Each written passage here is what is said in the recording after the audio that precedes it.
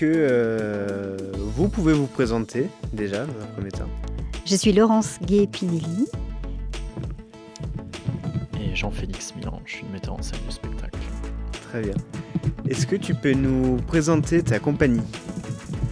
Bien sûr, ma compagnie s'appelle la compagnie Paloma. C'est une compagnie qui a une dizaine d'années d'existence. D'accord, très bien. Et quelle est la philosophie de la compagnie? La philosophie, c'est une compagnie que j'ai voulu monter pour diffuser mes textes. Voilà, j'écrivais beaucoup et j'ai décidé de monter cette compagnie pour me permettre de les jouer sur scène à travers le travail d'amateur et également à travers le travail de professionnel. Donc mes textes sont accessibles aussi pour des amateurs. C'est quel genre de texte? J'ai commencé par le café-théâtre. Donc ce sont essentiellement des textes comiques, à vocation comique. J'ai écrit des seuls en scène, j'ai écrit des pièces comiques. Donc là, pièces comiques, pièces destinées au théâtre. Les Voix le vent est ma première création dramatique. Justement, est-ce que tu peux nous en parler de cette pièce? J'ai rencontré Monique Fillot il y a quelques années. Monique Fillot, c'est une personne qui vit à Saint-Genis-Laval, qui a fait un gros travail de recherche sur le fort de Côte-Lorette et notamment le drame du fort de Côte-Lorette qui a eu lieu le 20 août 1944, à la fin de la guerre.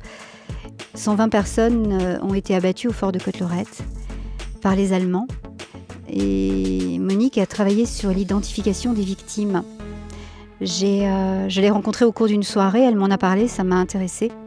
Je dois dire, à ma grande honte, que je n'avais jamais entendu parler du fort de Côte-Lorette.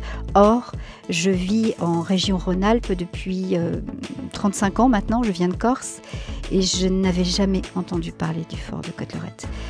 Donc, je l'ai écouté et je lui ai dit que j'avais très envie d'écrire quelque chose sur ce moment de notre histoire. Alors justement, pour ceux qui malheureusement ne sachent pas ce qui s'est passé là-bas, est-ce que tu peux nous en parler brièvement? Oui, à la fin de la guerre, le 20 août 1944, les Allemands ont été chercher à la prison de Montluc des détenus, des hommes, des femmes, des résistants, des juifs, et ils ont été les chercher à la prison le matin et ils les ont amenés au fort de Côte-Lorette, dans la maison du gardien. Ils les ont abattus deux par deux et ensuite ils ont fait brûler les corps, exploser la petite maison du gardien. On n'a pas pu identifier les corps, enfin très peu dans un premier temps, et Monique a travaillé, le travail de Monique, l'essentiel de son travail a consisté en ça, mettre des noms, des histoires sur ces personnes qui sont mortes le 20 août 1944 au fort de Côte-Lorette.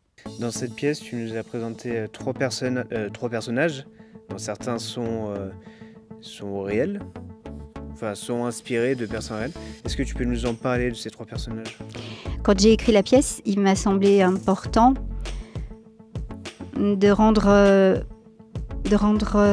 hommage au courage de ces personnes, et j'ai discuté avec Monique et elle m'a parlé d'Émile Thomas, qui est un jeune garçon qui fait partie des victimes.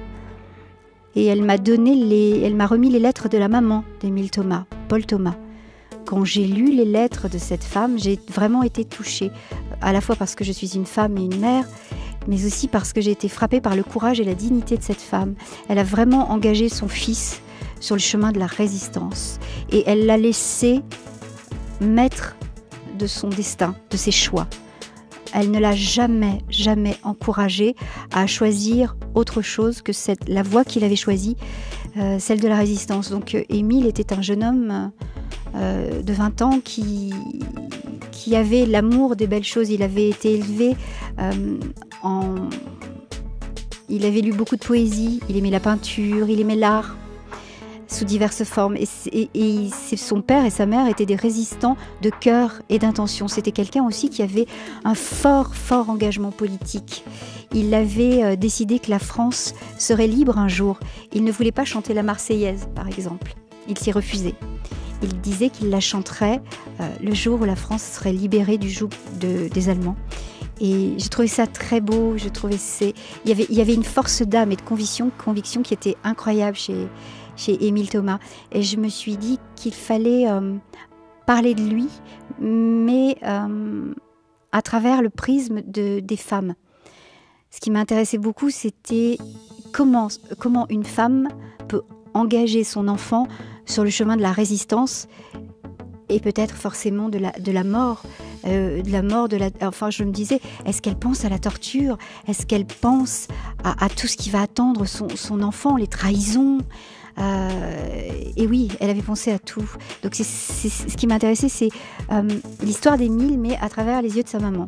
Et j'ai voulu aussi parler des femmes qui, elles, avaient décidé de ne pas engager leurs enfants sur cette voie-là. C'était un peu du repli sur soi, c'était de la survie. On ne peut pas les juger, on ne peut juger personne.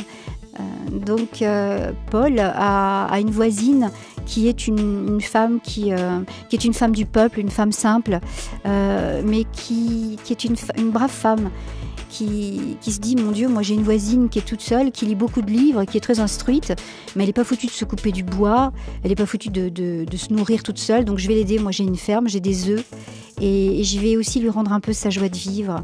Donc il y a l'histoire de la guerre à travers les yeux de ces deux femmes. Le troisième personnage, c'est le personnage de Sylvain Hitkin. C'est un metteur en scène, c'est un homme qui était passionné par le théâtre. Et à travers l'histoire d'Hitkin, donc c'est un homme qui a existé, qui a joué avec Jean Gabin dans La Grande Illusion.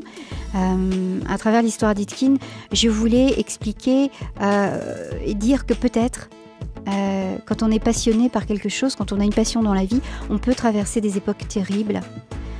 Sylvain Hitkin est devenu résistant et a fait partie des chefs de résistance sur Lyon. Donc voilà, c'est l'histoire de ces trois personnages. Comment on se sent quand on interprète ces femmes? Qu'est-ce qu'on ressent? Comment on se prépare pour les interpréter? Ma préparation, moi je suis Mathilde. J'ai choisi le rôle de Mathilde parce que elle m'intéresse, cette femme qui reste en retrait, qui dit non, moi votre guerre, je veux pas du tout en entendre parler, je m'en contrefous. Je m'en contrefous parce que ça a beau être mon pays, je comprends pas qu'on puisse se faire la guerre comme ça, sans se connaître. On apprend aux enfants à être polis, alors pourquoi on va se faire la guerre? On les connaît pas, les Allemands. Donc moi, mon travail, c'est de nourrir mes enfants, protéger mes enfants, ma famille, et mon mari doit rester là pour nous aider à faire tourner la ferme, c'est tout. Moi, je me prépare simplement en partageant cette idée-là, en m'imprégnant de ça, tout ce qu'il peut y avoir de peur. Voilà, c'est tout. Je rentre dans le personnage en ayant peur de la guerre, en me disant c'est quelque chose d'effrayant. Donc je mets ça à distance, voilà, c'est tout. Et puis c'est quelqu'un qui est malgré tout généreux, Mathilde, puisqu'elle va en aide à cette femme et elle va l'écouter, elle va quand même l'écouter. Et puis elle va être imprégnée par ce discours, parce qu'on est dans l'humain. Donc elle va finalement entendre la détresse, elle va entendre la force du discours, la force de l'engagement. Et finalement, elle va y arriver, elle aussi, à s'engager. Et merci beaucoup pour cette interview. C'est moi qui te remercie. Tu veux ajouter quelque chose? Non, je te remercie de t'être intéressée à nous. Et merci à toi. Passe une bonne journée. Toi aussi. Bonne journée. Au revoir. Au revoir.